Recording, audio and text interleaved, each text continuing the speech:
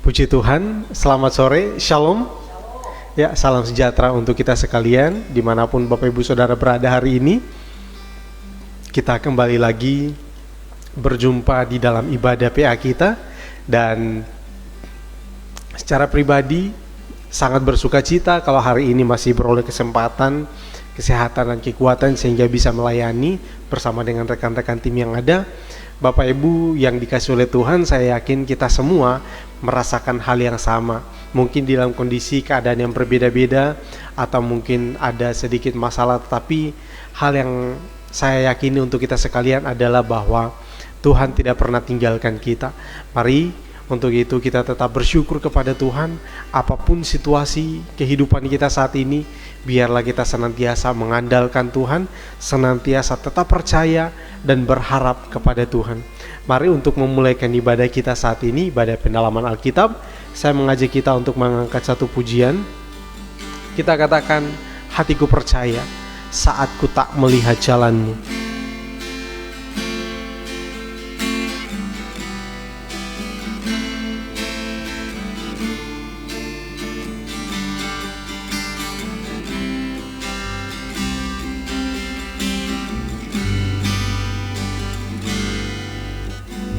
Saat ku tak melihat jalanmu, saat ku tak mengerti rencanamu, namun tetap ku pegang janjimu, pengharapanku hanya padamu. Sekali lagi, saat ku tak melihat jalanmu, saat ku tak melihat jalanmu, saat ku tak mengerti rencanamu,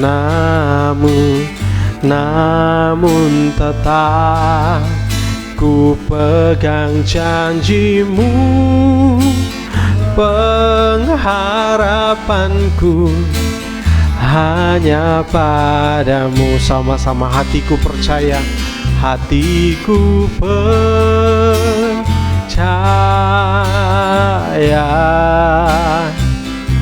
hatiku percaya,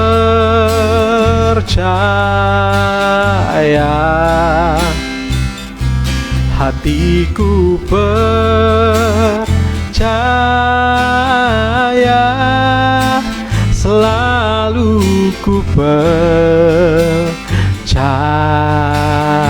hatiku percaya, hatiku percaya,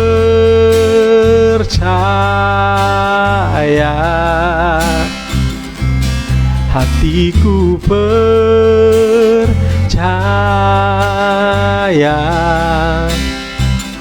hatiku percaya, selalu ku percaya. Sekali lagi kita angkat pujian indah ini, saat ku tak melihat jalanmu. Saat ku tak melihat jalanmu, saat ku tak mengerti rencanamu, namun tetap ku pegang janjimu, pengharapanku hanya padamu. Hatiku percaya, hatiku percaya,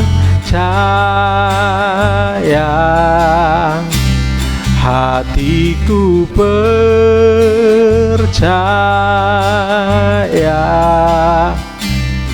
hatiku percaya,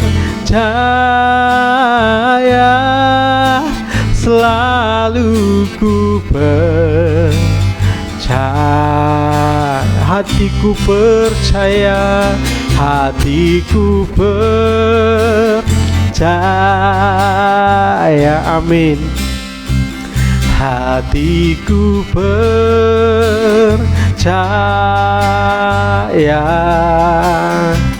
hatiku percaya,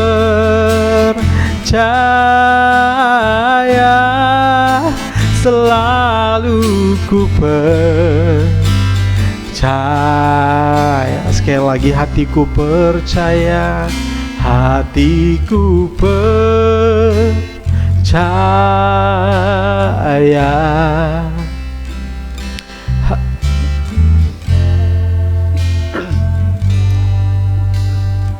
Hatiku percaya, percaya, selalu ku percaya, selalu ku percaya, selalu ku percaya.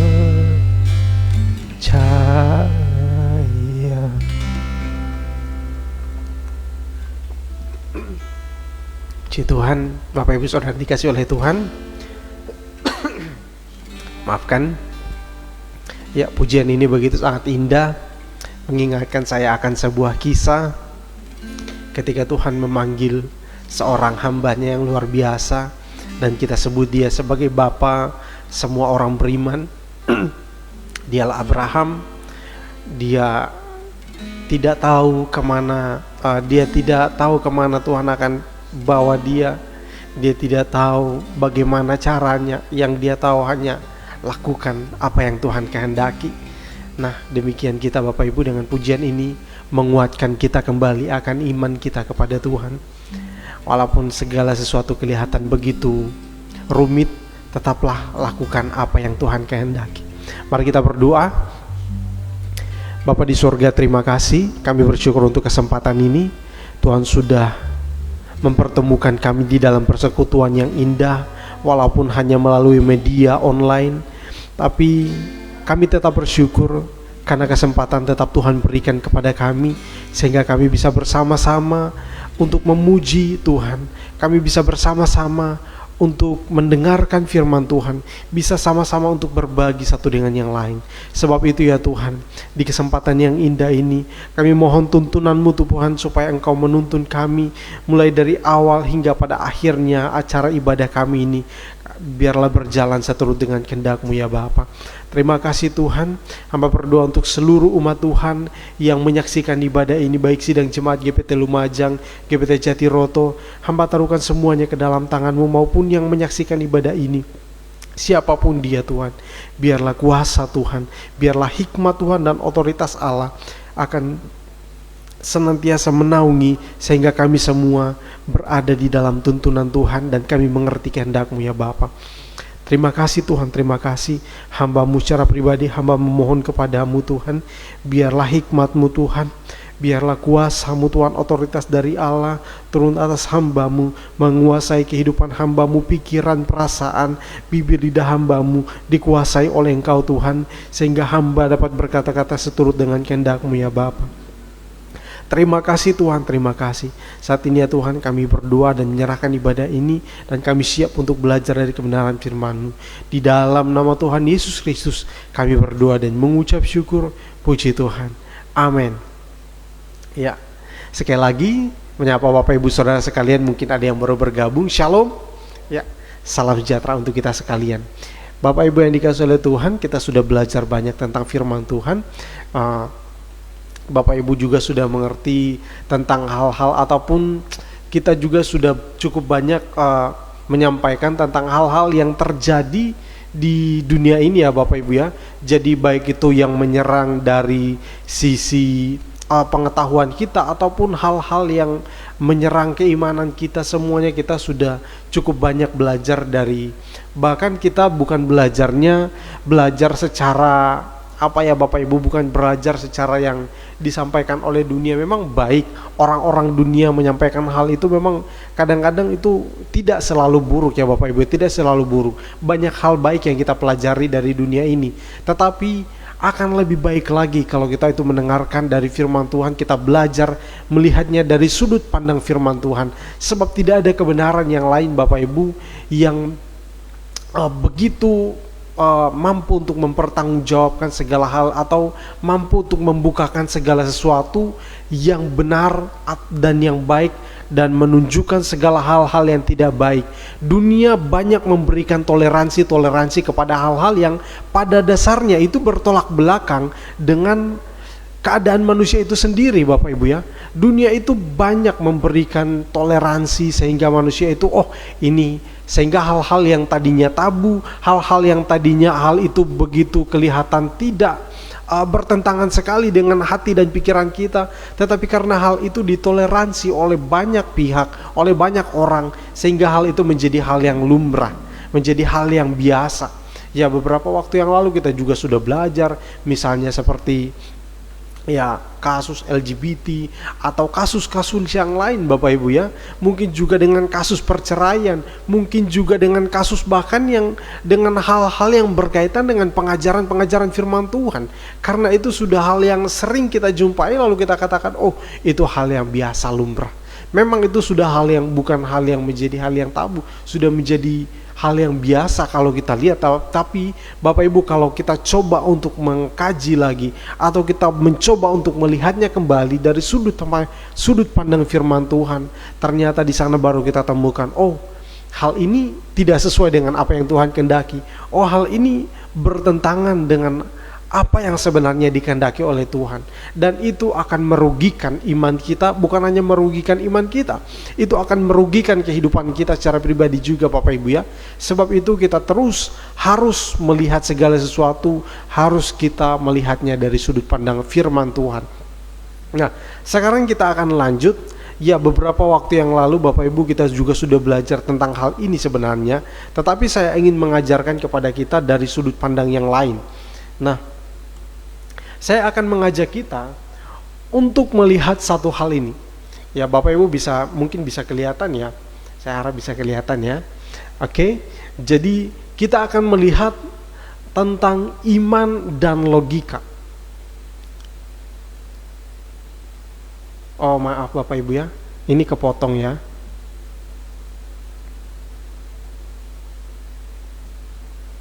Maafkan. Nah,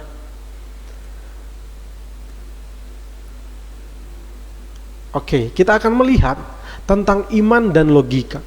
Kalau iman itu bukan suatu hal yang asing lagi buat kita, Bapak Ibu. Semua kita pasti mengerti tentang iman. Bahkan dari anak sekolah minggu kita sudah diajarkan tentang iman. Tetapi ini memang bukan suatu hal yang baru bagi kita.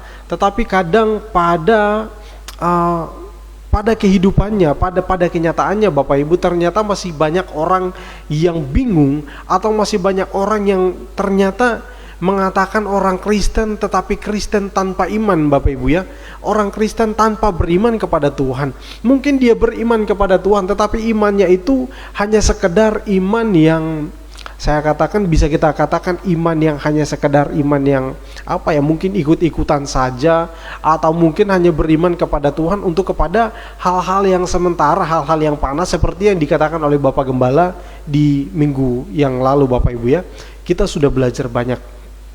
Tetapi kali ini saya akan melihat kenapa hal ini begitu penting untuk kita perhatikan, Bapak Ibu ya. Kalau kita saya melihat dari beberapa kasus, Bapak Ibu ya, orang-orang yang memang benar-benar ingin menemukan kebenaran, orang-orang yang benar-benar ingin menemukan seperti apa kebenaran yang sesungguhnya, orang itu akan selalu berpikir menggunakan akalnya untuk memikirkan tentang kebenaran itu sendiri. Nah, dan di sini kita akan melihat dan kita akan menemukan, Bapak Ibu, ada orang, jadi ini sebenarnya ada banyak kasus, tetapi saya akan ambil hanya hal-hal yang umum saja yang sering kita temukan. Bapak Ibu juga bisa lihat di YouTube tentang hal ini. Ada orang yang meninggalkan iman Kristen karena ada hal-hal yang tidak bisa dinalar oleh akalnya. Jadi di dalam ajaran itu sendiri, dalam Alkitab itu sendiri, akalnya itu dia mencoba untuk memahami seperti apa. Jadi mencoba untuk memaksakan pikirannya untuk memahami hal-hal tersebut. Sehingga tidak jarang ya Bapak Ibu ya, tidak jarang kita menemukan orang mengatakan, saya tidak mau lagi ikut Kristen, atau saya keluar dari Kristen, saya akhirnya memutuskan untuk pindah agama dan memeluk agama yang lain karena saya menemukan di dalam Alkitab ada hal seperti ini. Misalnya kasusnya ada misalnya orang Kristen itu punya Tuhan ternyata ada 3. Atau mungkin gini, ada kasus yang mengatakan bahwa yang baru-baru saya lihat di beberapa hari yang lalu, ada sebuah video itu di mungkin orang Amerika kalau saya tidak salah. Dia mengatakan bahwa saya sangat-sangat bersedih, saya sangat-sangat malu ketika saya memeluk agama Kristen, dan sekarang saya bersuka cita karena saya sudah memeluk agama yang benar. Kenapa saya begitu tidak senang dengan kekristenan? Karena ternyata di agama manapun kita tidak bisa menerima kalau Tuhan itu punya anak. Tuhan itu tidak mungkin beranak, Tuhan itu tidak mungkin melahirkan, dan ya itu kurang lebih alasannya seperti itu. Jadi hal-hal seperti ini tidak bisa dinalar oleh akal, sehingga karena dia tidak bisa menerima hal itu, dia memutuskan untuk meninggalkan Kristen, ya, beralih pada kepercayaan yang lain. Terus yang selanjutnya ada yang mengatakan bahwa kita perlu beriman saja, ya. Ada yang mengatakan kita perlu beriman saja. Yang perlu di dalam mengikut Tuhan itu cukup iman. Kita tidak butuh hal-hal yang lain. Belajar itu tidak perlu. Kita cuma butuh iman.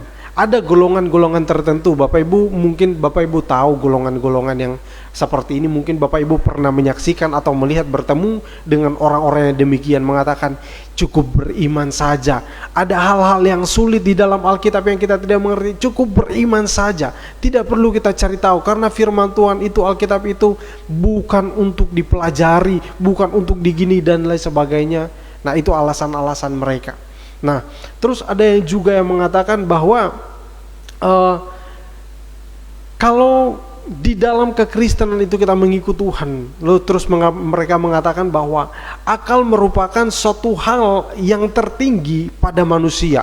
Mereka mengedepankan atau lebih menitik beratkan kepada akal. Jadi akal itu merupakan hal yang paling utama, mengabaikan iman. Nah, jadi iman itu diabaikan dan akal itu yang ditonjol-tonjolkan, atau istilahnya seperti apa ya?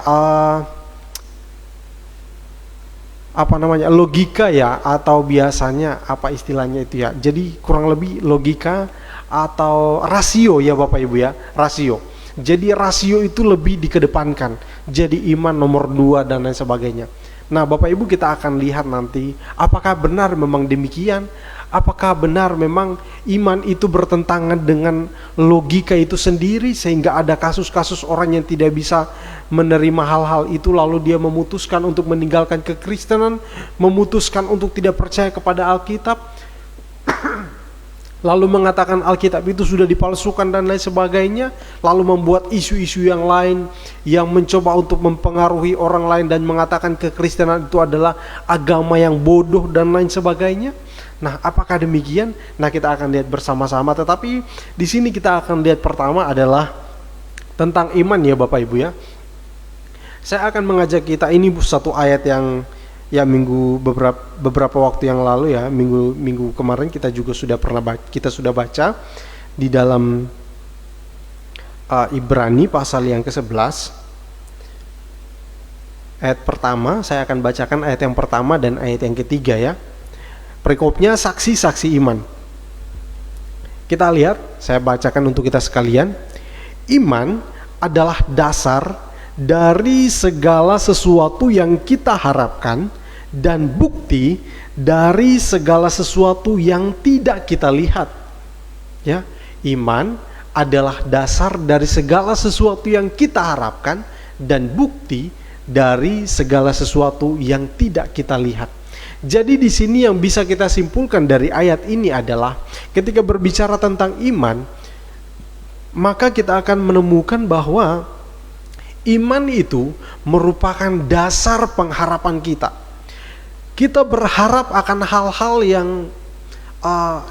yang di dalam Tuhan Bapak Ibu ya, hal-hal mungkin bisa juga berkaitan dengan janji-janji Tuhan dan lain sebagainya, kita harapkan itu semua, tetapi hal itu tidak mungkin bisa terjadi kalau kita tidak memiliki iman. Dan juga kita akan lihat bahwa iman itu merupakan bukti dari keyakinan kita. Ya, iman itu beberapa orang mungkin mengatakan atau pada pandangan-pandangan yang lainnya mungkin kita juga mengatakan bahwa iman itu adalah percaya. Ya memang itu tidak salah Bapak Ibu ya. Tetapi saya mengatakan adalah iman itu yang membuktikan bahwa kita ini orang percaya.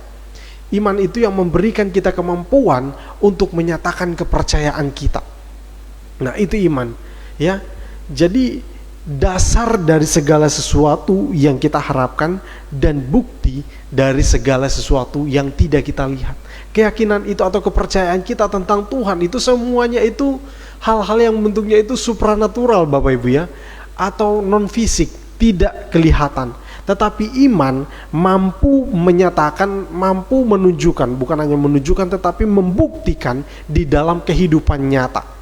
Membuktikan bahwa kita ini adalah orang-orang yang beriman, kita ini adalah orang-orang yang berpengharapan di dalam Tuhan.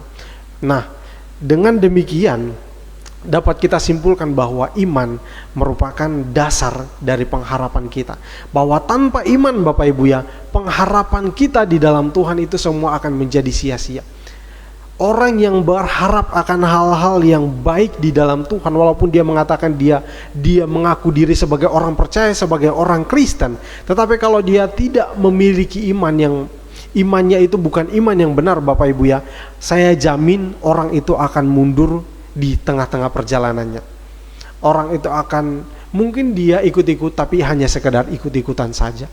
Pengharapannya hari demi hari ya akan mulai pudar, mulai luntur. Itu pasti Bapak Ibu ya. Tetapi kalau imannya benar, imannya yang sungguh-sungguh di dalam Tuhan, iman yang benar-benar adalah iman yang dia peroleh dari Tuhan dan dia lakukan, dan dia memang iman itu dia nyatakan dalam kehidupannya, menyatakan iman yang benar itu, maka apapun yang terjadi di dalam kehidupannya, baik masalah apapun itu, tidak akan membuat orang ini mundur. Saya jamin Bapak Ibu, ini merupakan hal yang benar-benar harus kita pegang Bapak Ibu, sehingga kita jarang kita menemukan ada orang yang dianiaya, ada orang yang ditindas, orang yang disiksa, orang yang dibakar, orang Kristen karena imannya kepada Tuhan, itu mereka rela untuk mengalami hal-hal yang demikian walaupun harus mati. Nah, itu karena imannya benar, itu karena pengharapan, karena imannya itu benar-benar sungguh di dalam Tuhan. Jadi di sini kita lihat bahwa iman adalah dasar dari pengharapan. Pengharapan itu yang apa yang kita harapkan itu akan memberikan kita kekuatan. Jadi iman itu memberikan kita kekuatan di dalam menanti apa yang kita harapkan itu. Dan keyakinan kita, semakin iman kita semakin kuat, maka keyakinan itu akan semakin terlihat di dalam kehidupan kita Bapak Ibu ya. Terus yang selanjutnya Bapak Ibu kita akan lihat di ayat yang ketiga, di sana dikatakan bahwa karena iman kita mengerti bahwa alam semesta telah dijadikan oleh firman Allah, sehingga apa yang kita lihat telah terjadi dari apa yang tidak kita lihat. Ya, Bapak Ibu, ini bahasanya ini sedikit tinggi ya Bapak Ibu ya. Jadi kita harus melihatnya dengan lebih perlahan ya. Jadi karena iman kita mengerti bahwa alam semesta telah dijadikan oleh firman Allah. Jadi Bapak Ibu, di sini yang kita lihat bahwa karena iman kita mengerti alam semesta ini, kan kita tidak menyaksikan penciptaan itu seperti apa. Kita tidak menyaksikan. Terus di sini tapi karena iman kita mengerti. Nah, kan kita tidak lihat, tetapi karena iman kita mengerti. Terus yang selanjutnya, bahwa alam semesta ini dijadikan oleh firman Allah, sehingga apa yang kita lihat telah terjadi. Jadi apa yang kita lihat saat ini, yang semua telah terjadi ini telah terjadi dari apa yang tidak kita lihat. Jadi apa yang kita nikmati, apa yang kita lihat saat-saat ini, semuanya itu telah terjadi di waktu-waktu yang lampau. Jadi walaupun kita tidak lihat, karena iman kita percaya, kita mengerti bahwa penciptaan itu demikian, bahwa Allah yang menciptakan alam semesta ini. Tetapi di sini Bapak Ibu, yang ingin saya garis bawahi untuk kita sekalian, bahwa karena iman kita mengerti. Hal yang penting untuk kita perhatikan di dalam kehidupan kita adalah iman juga merupakan adalah dasar dari pemikiran kita. Jadi iman ini merupakan dasar ataupun ya kalau saya katakan merupakan hal yang utama di dalam kita, hal yang utama terutama ketika kita itu berpikir atau ketika kita itu menalar tentang Tuhan. Karena iman kita mengerti, sehingga di sini saya katakan iman merupakan alasan untuk kita itu bisa mengerti. Jadi yang kita bisa lihat dari ayat ini, karena iman kita mengerti. Jadi kita itu memiliki iman terlebih dahulu baru bisa kita mengerti. Tanpa iman kita tidak bisa mengerti. Sebab itu Bapak Ibu Saudara, kalau kita melihat di dalam firman Tuhan ini, Tuhan itu begitu sangat menekankan tentang iman ini. Bahwa seseorang itu tidak bisa mengerti tentang hal-hal yang dinyatakan oleh Tuhan kalau dia tidak memiliki iman. Sebab itu tidak jarang kita melihat banyak orang yang hidup tanpa mengerti kehendak Tuhan. Banyak orang yang hidup dengan hidup yang sia-sia walaupun dia mengakui dia adalah orang Kristen, tetapi dia tidak mengerti tujuan hidupnya seperti apa dan apa yang dikehendaki oleh Tuhan di dalam kehidupannya untuk dia lakukan. Banyak sekali orang tidak mengerti akan hal ini. Kenapa? Karena imannya masih keliru Bapak Ibu ya, saya katakan ya. Di sini yang kita lihat bahwa iman yang membuat kita itu mengerti. Jadi iman yang membuat, iman ini membangun cara berpikir kita. Iman ini yang mengawali pola berpikir kita sehingga dari iman kita beroleh pengertian yang baru. Pengertian seperti apa Bapak Ibu Saudara sekalian? Pengertian tentang Tuhan, pengertian yang benar tentang Allah. Ya. Jadi kalau kita beriman, maka perlahan tidak terjadi ya Bapak Ibu ya, tidak terjadi secara instan, tetapi memang butuh waktu ya. Jadi tetapi yang pasti adalah didasari atau diawali oleh iman yang mendahului semuanya, maka kita itu memiliki pengertian yang benar tentang Tuhan. Contohnya seperti ini Bapak Ibu ya. Jadi di ayat yang pertama tadi sudah kita lihat bahwa bukan di ayat yang pertama, di ayat yang ketiga ini, karena iman kita mengerti bahwa alam semesta telah dijadikan oleh firman Tuhan. Jadi alam semesta ini telah dijadikan oleh firman Tuhan. Kita tidak lihat, kita tidak menyaksikan. Ini sesuatu yang sebenarnya tidak masuk akal Bapak Ibu kalau kita pikir secara manusia. Ya, kita tidak lihat, mana buktinya? Tidak ada buktinya Bapak Ibu ya. Karena Tuhan itu merupakan pribadi yang tanpa wujud Bapak Ibu ya. Dia tidak berwujud, dia adalah roh. Jadi kita tidak melihat sehingga ada orang yang bisa memberikan kesaksian bahwa pada waktu Tuhan itu menciptakan dan memang belum ada manusia di sana. Tuhan Allah menciptakan ini dan ini sebagainya. Bagaimana kita bisa melihat itu? Kita hanya bisa melihatnya dari firman Tuhan itu sendiri Bapak Ibu ya. Jadi kita melihat dari firman Tuhan. Kalau orang yang tidak memiliki iman, maka dia akan mengatakan bahwa ini adalah dongeng. Ini adalah cerita-cerita yang hanya seperti cerita fiksi atau khayalan-khayalan orang. Tetapi di sini kita lihat Bapak Ibu Saudara bahwa karena iman membuat kita itu mengerti. Jadi pengertian yang diberikan oleh iman itu atau pengertian yang lahir dari iman itu bukan hanya sekedar membuat kita itu mengerti, tetapi membuat kita itu juga percaya akan hal itu. Nah itulah iman Bapak Ibu ya. Jadi kalau kita hanya mengerti berarti itu tidak ada iman di dalamnya. Tetapi kalau kita mengerti dan kita percaya serta kita menerima hal itu, maka itulah iman. Apa yang dinyatakan oleh firman Tuhan, kalau kita hanya mengerti begitu lalu saja, itu hanya sebatas logika kita saja atau pemahaman manusia saja atau pemahaman biasa saja.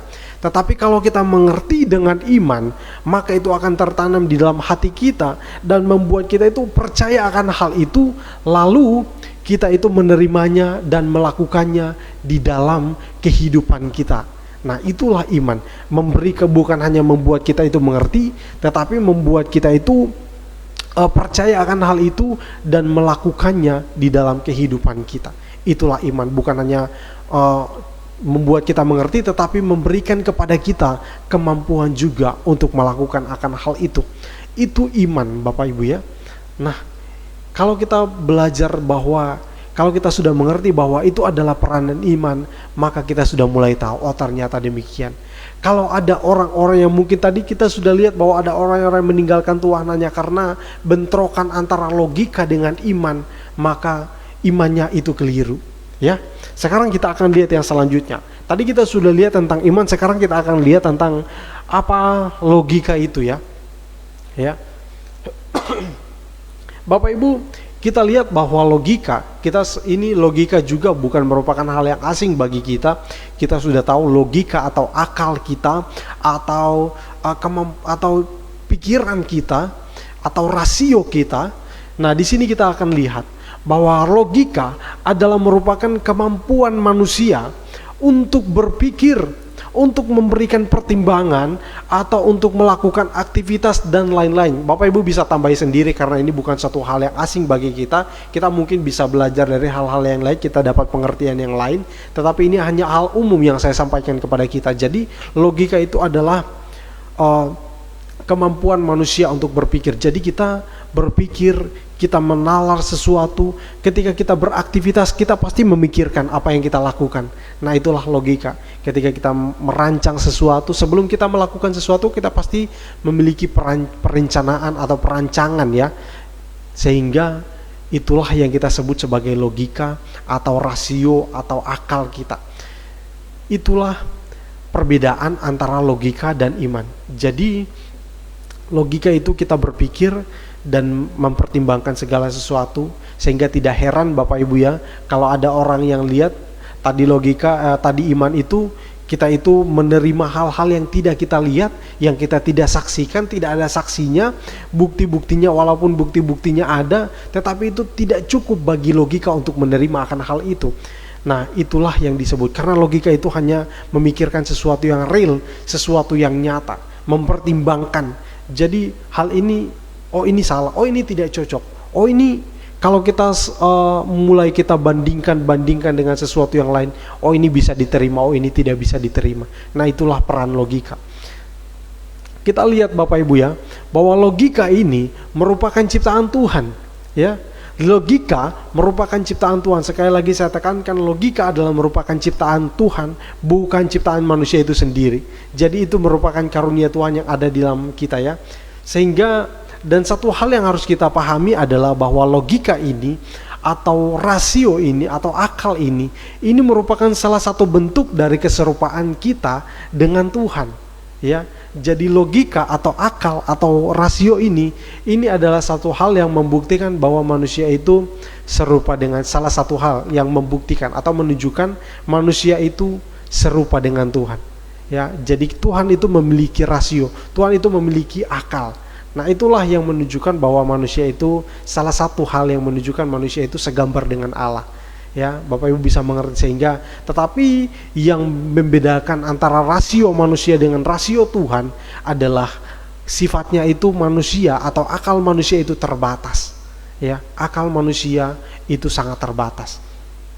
Sebab itu tidak sering kita kita menemukan ya Bapak Ibu ya, ada orang-orang yang ketika menjumpai sesuatu yang baru terus mengatakan, oh saya tidak mengerti akan hal ini. Ketika dia menemukan sesuatu yang baru, ketika ada hal-hal yang baru yang muncul, dia katakan, oh saya ini belum tahu, ini hal yang masih baru, ini baru saya lihat. Terus yang selanjutnya ada yang mengatakan, oh ini saya sudah pernah lihat tapi ini masih asing bagi saya belum mengerti. Apalagi hal-hal yang berkaitan dengan ini. Firman Allah telah menjadikan manusia. Allah itu menjadikan manusia. Allah itu menciptakan langit dan bumi itu bagaimana caranya? Dengan berfirman. Mana bisa seperti itu? Orang menciptakan sesuatu dan waktunya hanya 6 hari Bapak Ibu ya. Segala sesuatu itu dijadikan dengan firman Tuhan. Jadi Allah hanya berfirman jadi, berfirman jadi, berfirman jadi. Mana mungkin itu bisa masuk di akal? Nah, tetapi Bapak Ibu yang harus kita perhatikan dalam kehidupan kita adalah bahwa kita harus akui rasio atau logika manusia itu terbatas sifatnya ya. Jadi sifatnya terbatas sehingga kita tidak mungkin untuk menyerap segala sesuatu lalu kita masukkan di dalam otak kita yang kecil ini, Bapak Ibu ya. Tidak mungkin bisa. Sebab itu ada hal-hal yang berkaitan dengan Tuhan, maka kita butuh iman. Ini alasan mengapa kita butuh iman, ya. Karena rasio kita ini sangat terbatas. Tidak cukup untuk mengerti tentang Tuhan, ya. Karena itu kita sangat butuh rasio. Maafkan, kita sangat butuh iman, bukan rasio ya. Kita membutuhkan iman. Karena akal kita atau pemikiran kita ini sangat terbatas. Kita akan lihat bahwa iman dan logika ini merupakan dua hal yang berbeda, Bapak Ibu ya. Jadi iman itu sifatnya itu rohani, dan dia itu hanya akan bertumbuh melalui firman Tuhan. Jadi iman itu bertumbuh dari firman Tuhan. Itu juga bisa jadi iman itu bertumbuh juga mungkin tidak menutup kemungkinan akan bertumbuh dari pengalaman hari-hari kita bersama dengan Tuhan, tidak menutup kemungkinan. Tetapi yang utamanya adalah iman itu bertumbuh melalui kebenaran firman Tuhan. Tidak ada cara lain. Terus yang selanjutnya, kalau logika sifatnya itu jasmani, Bapak Ibu ya. Itu sifatnya jasmani yang kita perlukan dalam kehidupan kita sehari-hari. Secara fisik orang itu di luar Tuhan itu logikanya pasti ada. Di luar Tuhan pasti ada logika. Tetapi orang di luar Tuhan tidak mungkin memiliki iman, Bapak Ibu ya. Tetapi orang yang di luar Tuhan sudah pasti dia masih memiliki logika. Sifatnya jasmani dan logika ini itu bertumbuh melalui pengalaman atau belajar ya Bapak Ibu ya. Jadi melalui pembelajaran yang kita lakukan, melalui buku-buku mungkin yang kita baca, melalui informasi-informasi yang kita terima dari berbagai macam segi, itu yang akan menumbuhkan atau mendewasakan logika kita. Semakin banyak pengalaman, semakin banyak pelajaran, maka akan semakin cepat untuk membuat logika ini bertumbuh atau menjadi dewasa di dalam pemikiran kita. Tetapi firman Tuhan Bapak Ibu itu tetapi iman itu hanya akan bertumbuh melalui firman Tuhan. Jadi ini dua hal yang berbeda. Namun Bapak Ibu ya, kita akan lihat apakah logika itu bertentangan dengan iman? Nah, jawabannya adalah tidak Bapak Ibu ya. Jadi logika dan iman itu tidak mungkin bertentangan. Justru keduanya saling melengkapi. Hanya kalau kita menerima firman Tuhan itu hanya menggunakan logika, kita pasti akan putus di tengah jalan Bapak Ibu ya. Ada karena di dalam firman Tuhan itu sendiri Bapak Ibu, kalau kita baca Alkitab itu dari Kejadian sampai Wahyu, itu ribuan hal yang kita temukan yang kontroversi, yang tidak sesuai dengan akal kita, yang bertentangan dengan akal kita. Contohnya saja ya, tadi kita sudah baca tentang penciptaan, itu bertentangan dengan akal kita. Terus yang juga kalau kita baca di dalam ya perjanjian baru, ketika di mana Tuhan Yesus itu melakukan banyak sekali mujizat, air berubah menjadi anggur.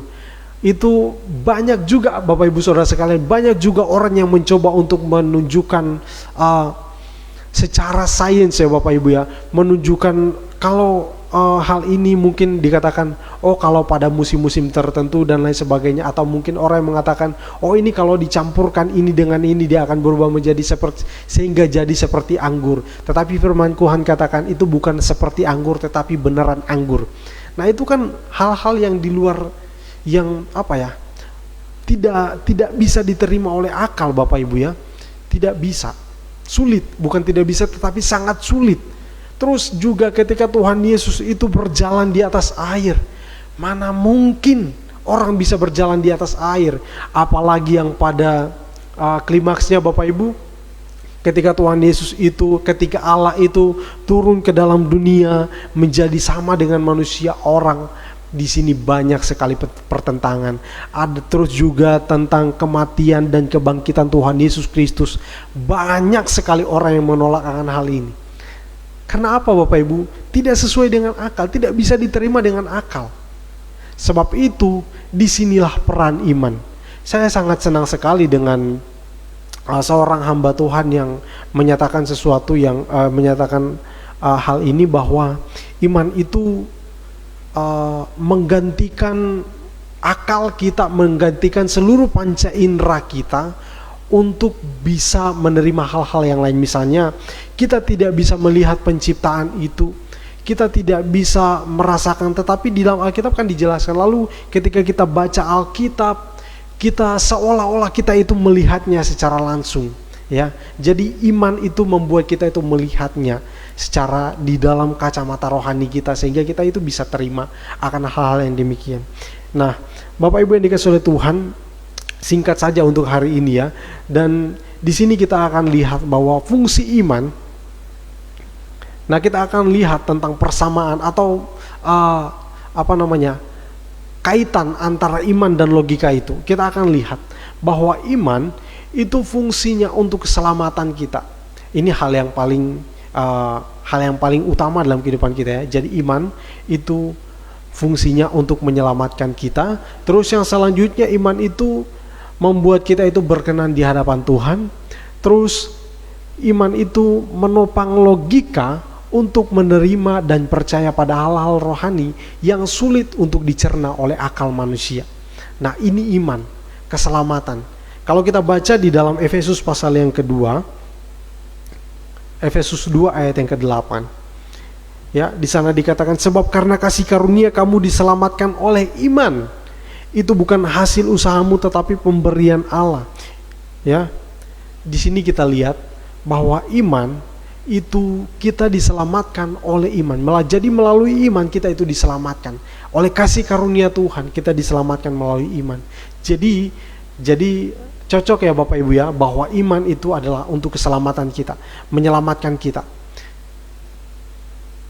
Pengetahuan sehebat apapun orang itu belajar, sehebat apapun dia untuk melakukan banyak hal, tetapi tentang keselamatan dunia, dan surga, tentang memilih hal surga dan dunia ya, surga dan neraka ya Bapak Ibu ya, tentang kehidupan kekal dan tentang penghukuman kekal. Seberapa hebat kita belajar, seberapa hebat kita untuk melakukan banyak hal, menemukan fakta-fakta Alkitab dan lain sebagainya. Kalau kita tidak punya iman, kita tidak akan mungkin selamat dari murka Tuhan itu. Ya, banyak hal bisa kita pelajari, banyak hal bisa kita lakukan dengan cara kita sendiri. Kita mungkin bisa seorang pembelajar yang hebat. Kita bisa belajar dengan cepat untuk melakukan hal-hal yang baru. Kita bisa belajar dengan cepat untuk melakukan hal-hal yang mungkin tadinya kita ini kita bisa menemukan sesuatu yang baru, menemukan hal-hal yang baru kita munculkan mungkin. Tetapi tentang keselamatan tidak bisa di situ, sehingga di situ dikatakan itu bukan hasil usahamu tetapi pemberian Allah. Jadi Bapak Ibu, keselamatan itu adalah pemberian Allah melalui iman. Jadi itulah fungsi iman, untuk menyelamatkan. Jadi dari iman ini kita diselamatkan. Bapak Ibu mengerti akan hal ini sungguh sangat luar biasa. Jadi iman adalah untuk keselamatan kita dan membuat kita itu berkenan di hadapan Tuhan. Ya, kembali di dalam Ibrani tadi Bapak Ibu ya. Jadi tanpa iman tidak mungkin seorang itu berkenan di hadapan Tuhan. Kalau kita itu mungkin mengatakan, oh saya sudah melakukan hal-hal yang baik, saya sudah berbuat baik, saya sudah mengasihi ini dan itu, saya sudah dan sebagainya. Tapi tanpa iman, kalau kita lakukan itu tanpa iman, semuanya sia-sia Bapak Ibu ya. Seperti yang dikatakan oleh Bapak Gembala, saya ingat betul bahwa perbuatan baik yang kita lakukan, kalau kita walaupun kita melakukan hal-hal yang baik, kalau kita itu lakukan itu di luar iman atau tanpa iman, itu tetap dianggap sebagai dosa Bapak Ibu ya. Tidak diperhitungkan sebagai kebenaran, tetap dosa. Karena pada dasarnya memang kita berdosa. Apapun yang kita lakukan semuanya, kalau di luar iman tetap dosa Bapak Ibu ya. Tidak akan diperhitungkan sebagai kebenaran. Jadi di sini kita lihat bahwa iman membuat seseorang itu berkenan di hadapan Tuhan. Sederhananya seperti ini Bapak Ibu ya.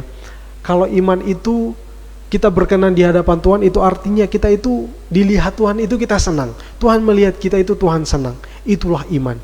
Jadi ketika kita beriman kepada Tuhan, Tuhan senang dengan kita. Ya, itu iman. Terus yang selanjutnya menopang logika. Ini seperti yang sudah saya jelaskan tadi, bahwa iman itu menopang logika.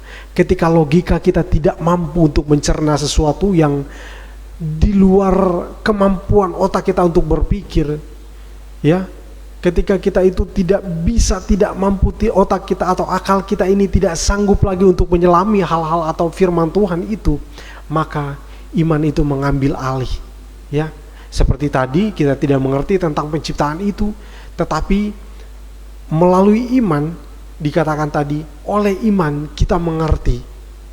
Jadi iman membuat kita itu mengerti akan hal-hal yang sulit untuk kita cerna dengan akal kita. Bukan hanya mengerti, tetapi kita itu percaya dan menerima, dan kita percaya kepada Tuhan.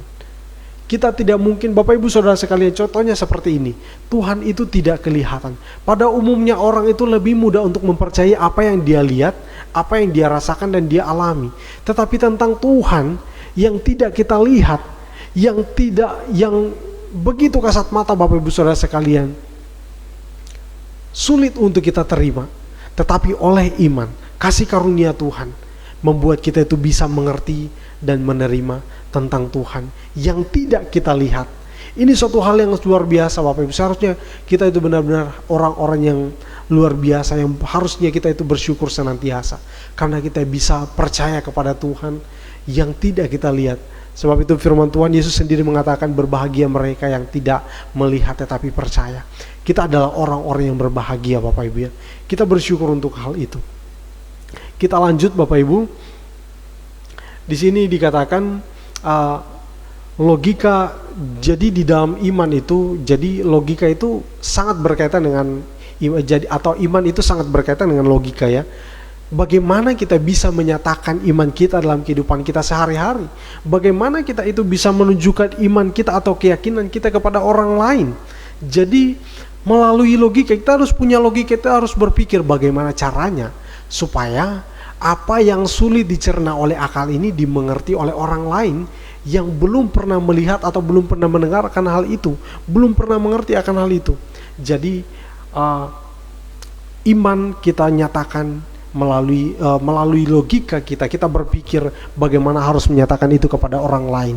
Nah, di dalam 1 Petrus 3, ya, di dalam 1 Petrus 3 ayat yang ke-15, di sana dikatakan, maafkan ya, mulai dari ayat yang ke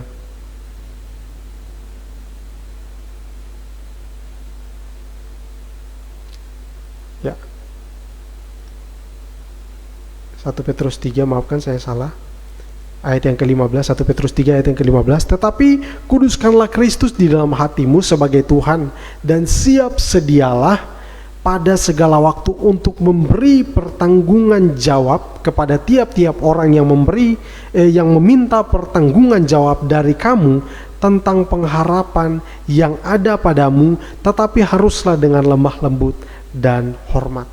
Jadi di sini yang kita lihat adalah setiap kita itu, orang lain pasti akan mempertanyakan tentang iman kita. Itu mungkin secara tidak langsung ataupun mungkin secara langsung. Kita sebagai umat Tuhan, kita sebagai orang-orang yang beriman kepada Tuhan, maka kita harus bisa untuk memberikan pertanggungjawaban akan iman kita kepada orang lain, supaya mereka itu mengerti. Bersyukur juga kalau mereka bukan hanya sekedar mengerti, tetapi kalau mereka beroleh kasih karunia Tuhan, mereka pun akan diselamatkan. Jadi Bapak Ibu yang dikasihi oleh Tuhan, iman ini yang mampu sehingga di situ dikatakan, di bagian yang terakhir dikatakan, tetapi haruslah dengan lemah lembut dan hormat. Bagaimana bisa kita memikirkan, menyatakan tentang Tuhan tanpa membuat orang lain tersinggung?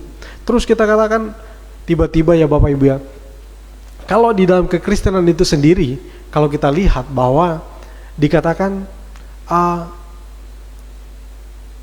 akulah jalan kebenaran dan kehidupan. Tidak seorang pun yang datang kepada Bapa kalau tidak melalui aku.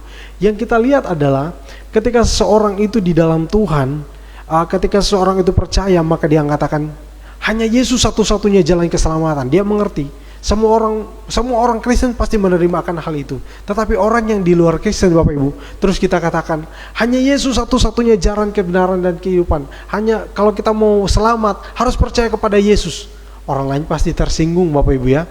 Kita harus menyampaikannya. Memang tujuannya kita akan menyampaikan dengan itu, tetapi dengan logika itu adalah kita mengatakan Yesus satu-satunya jalan kebenaran dan hidup. Yesus satu-satunya keselamatan kita, juru selamat. Itu merupakan pengakuan iman kita. Tetapi kalau kita di dalam logika kita, ketika kita memiliki pemahaman yang benar, maka iman akan memampukan kita untuk memikirkan hal itu dan kita bisa menyampaikannya dengan lemah lembut dan hormat tanpa menyinggung atau menyakiti perasaan orang lain. Terserah mereka terima atau tidak, itu adalah kasih karunia Tuhan kalau mereka terima. Tetapi yang di sini yang saya katakan adalah inilah ikatan atau inilah kaitan antara iman dan logika. Jadi kita menyatakan iman kita kepada orang lain dan melalui pemikiran atau melalui akal kita bisa berpikir tentang bagaimana cara kita menyampaikan akan hal itu. Kita bisa menyampaikan dengan hal yang bisa diterima oleh orang lain. Terus yang selanjutnya memberikan pertanggungjawaban kepada orang lain ya. Jadi bukan hanya kita yang percaya saja. Ketika orang percaya, kita tidak tahu orang bilang kamu percaya, kita tidak tahu apa yang kita percayai. Nah, itulah fungsi kita. Jadi itulah fungsi dari logika kita. Jadi kita memikirkan. Jadi sehingga kita itu terus bertumbuh di dalam iman kita kepada Tuhan. Membuat kita itu memikirkan selalu tentang Tuhan, atau kita memikirkan tentang hal-hal yang disukai, yang disenangi oleh Tuhan. Nah, itulah logika. Sebab itu Bapak Ibu yang dikasihi oleh Tuhan, tentang iman dan logika ini, sekali lagi di sini saya katakan bukanlah sesuatu yang bertentangan atau bertolak belakang, tetapi keduanya adalah saling melengkapi. Terus yang selanjutnya ini yang terakhir Bapak Ibu, iman dan logika keduanya harus berjalan bersamaan. Tidak boleh kita itu menitik beratkan hanya kepada iman atau menitik beratkan hanya kepada logika saja, sehingga kita bisa aman dan kita bisa segala sesuatunya itu bisa berjalan dengan baik. Kalau kita menitik beratkan logika, kita akan menemukan banyak masalah di dalam iman kita. Kalau kita menitik beratkan hanya kepada iman saja, kita pun akan menemukan banyak masalah di dalam iman kita.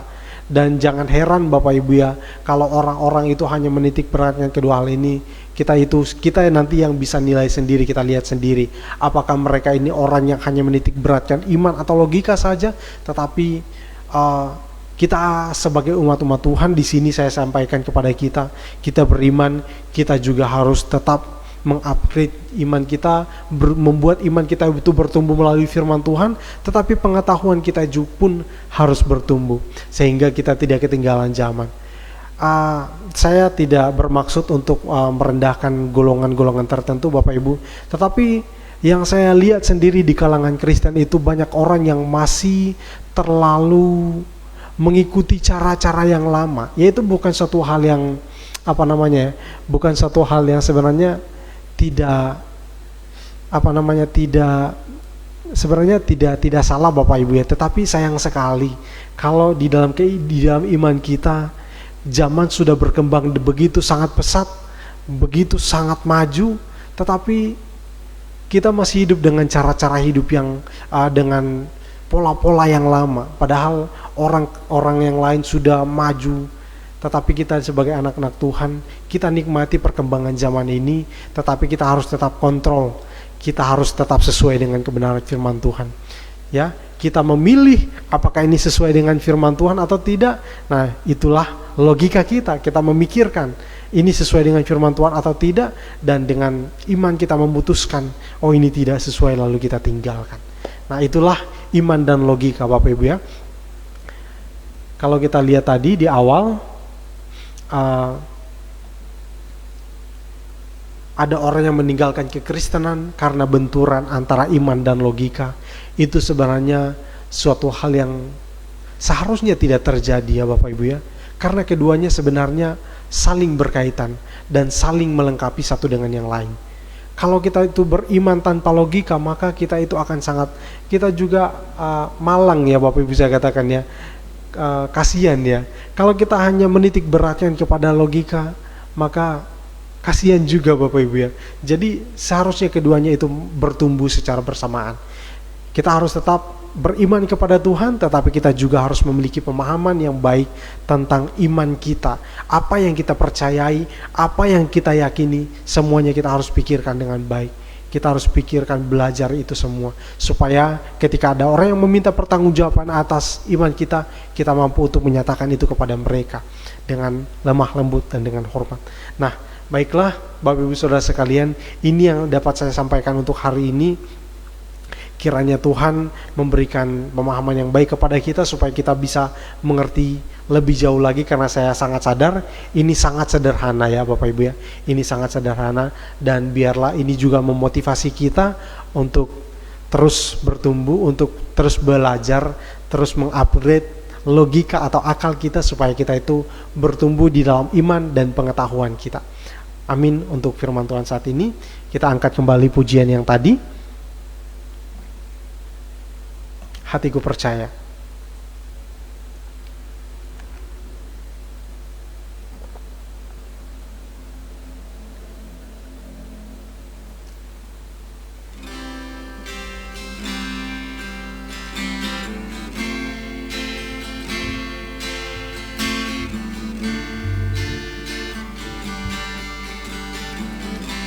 Saat ku tak melihat jalan,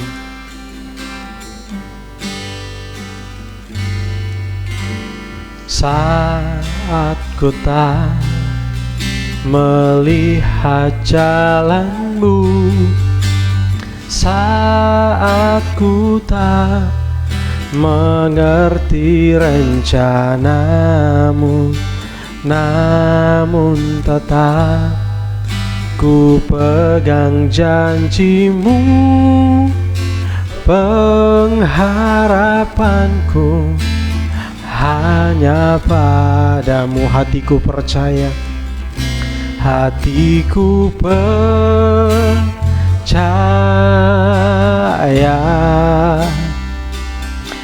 hatiku percaya,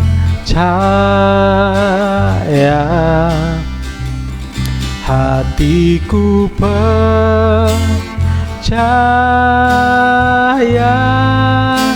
selalu ku percaya. Hatiku percaya, hatiku percaya,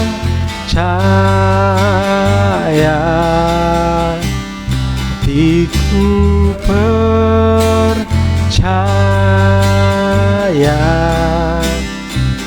hatiku percaya, selalu ku percaya,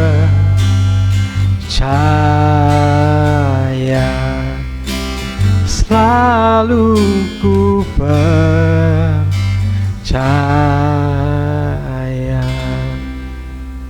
Puji Tuhan. Bapak Ibu, ibadah kita tetap berjalan seperti biasa. Ya, hari Rabu seperti ini ada ibadah PA jam 5 sore, dan di hari Sabtu ada untuk kaum muda, ibadah untuk kaum muda. Hari Minggu kita akan kembali untuk beribadah ada dua ya Bapak Ibu ya. Jadi ibadahnya itu untuk ibadah raya kita, ada ibadah secara offline di gereja, bisa Bapak Ibu datang di gereja GPT Lumajang, dan juga ada juga siaran langsung di Facebook GPT Lumajang jam 8 pagi ya Bapak Ibu ya. Terus setelah ibadah raya ada ibadah sekolah minggu. Mari semua kita untuk tetap senantiasa semangat, walaupun kondisi saat ini masih belum begitu memungkinkan, tetapi kita tetap semangat untuk beribadah kepada Tuhan, karena itu merupakan suatu hal yang penting di dalam kerohanian kita, untuk kita bertumbuh di dalam iman kita kepada Tuhan. Ada yang ulang tahun. Ya, dari tempat ini juga menyampaikan selamat ulang tahun untuk Ibu Yung Yung. Kiranya Tuhan Yesus senantiasa memberkati dan menyertai senantiasa di dalam pekerjaannya, di dalam usahanya, dan di dalam keluarga ya, anak-anak dan anak cucu semuanya diberkati oleh Tuhan. Ya. Oh ya, dan juga untuk Bapak Chong Yen ya. Kita selamat ulang tahun, Tuhan Yesus memberkati, memberikan kesehatan dan kekuatan selalu, diberkati di dalam keluarga dan usaha dan pekerjaannya senantiasa diberkati oleh Tuhan. Mari Bapak Ibu kita berdoa bersama-sama untuk mengakhiri ibadah kita saat ini. Bapa di surga, terima kasih kami mengucap syukur kepada-Mu ya Tuhan, untuk tuntunan-Mu sepanjang ibadah ini, dan kami berterima kasih atas apa yang telah Engkau nyatakan kepada kami saat ini ya Tuhan. Hamba-Mu secara pribadi berdoa ya Tuhan, hamba-Mu sangat terbatas di dalam berkata-kata ini, tapi hamba yakin dan percaya Tuhan akan memberikan pemahaman yang lebih lagi kepada seluruh umat-Mu yang menyaksikan ibadah ini ya Tuhan, agar mereka mengerti dengan lebih baik lagi, dan Tuhan memberikan kepada mereka kemampuan juga untuk menyatakan iman di dalam kehidupan setiap kami ya Tuhan. Terima kasih Tuhan, terima kasih. Kami berdoa secara khusus untuk dua hamba-Mu ya Tuhan yang saat ini telah Engkau beberapa waktu yang lalu Tuhan Engkau memberkati dengan perpanjangan usia, untuk Bu Yung Yung dan juga untuk Pak Chong Yen ya Tuhan. Kami berdoa di dalam nama Tuhan Yesus Kristus, kiranya kasih karunia-Mu Tuhan, kiranya berkat-berkat-Mu Tuhan jasmani dan rohani akan melimpah untuk pribadi ini ya, untuk kedua pribadi ini ya Tuhan. Biarlah mereka senantiasa dilimpahi dengan sukacita, dilimpahi dengan damai sejahtera. Tuhan memberikan kepada mereka hikmat untuk mengelola usaha dan pekerjaan mereka, dan juga untuk hidup di dalam keluarga mereka. Tuhan akan senantiasa memberkati apapun yang mereka rencanakan untuk kedepannya. Semuanya Tuhan turut campur tangan dan memberikan keberhasilan kepada mereka ya Tuhan. Terima kasih Tuhan, terima kasih. Kami juga berdoa ya Tuhan, mungkin saat ini mereka ada yang di antara sidang jemaat-Mu Tuhan, ataupun yang menyaksikan ibadah ini ada yang mengalami kelemahan fisik. Kami berdoa di dalam nama Tuhan Yesus Kristus, Tuhan akan memberikan pemulihan, Tuhan akan memberikan kekuatan kepada mereka yang mengalami sakit saat ini ya Tuhan. Di dalam nama Tuhan Yesus Kristus, terima kasih Tuhan. Hamba berdoa untuk seluruh sidang jemaat-Mu, baik yang menyaksikan ibadah ini ya Tuhan. Kami berdoa, biarlah hikmat-Mu Tuhan untuk turun atas setiap mereka.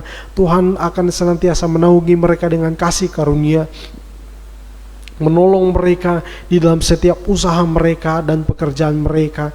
Di dalam nama Tuhan Yesus Kristus, semuanya usaha dan pekerjaan akan berjalan dengan baik, karena tangan Tuhan senantiasa menyertai. Terima kasih Tuhan, berikan kesehatan dan kekuatan, berikan sukacita dan damai sejahtera untuk anak-anak-Mu Tuhan yang masih di dalam masa-masa pertumbuhan dan di dalam masa pendidikan mereka. Kiranya Tuhan Engkau senantiasa memberkati mereka, biarlah mereka bertumbuh di dalam iman kepada Engkau Tuhan, dan biarlah pendidikan mereka Tuhan berikan kecerdasan sehingga dapat menempuh pendidikan dengan baik. Terpujilah nama-Mu ya Tuhan. Kami juga berdoa untuk menyerahkan rangkaian ibadah yang kami lakukan di sepanjang minggu ini dan waktu-waktu selanjutnya. Biarlah Tuhan turut campur tangan dan semuanya dapat berjalan dengan baik. Terpujilah nama-Mu ya Tuhan, terima kasih. Kami mengucap syukur ya Tuhan, dan menyerahkan segenap kehidupan kami ke dalam tangan-Mu mulai dari hari ini sampai selama-lamanya. Di dalam nama Tuhan Yesus Kristus kami berdoa dan mengucap syukur, puji Tuhan. Amin. Puji Tuhan, ibadah kita telah selesai. Tuhan Yesus memberkati kita semua. Shalom.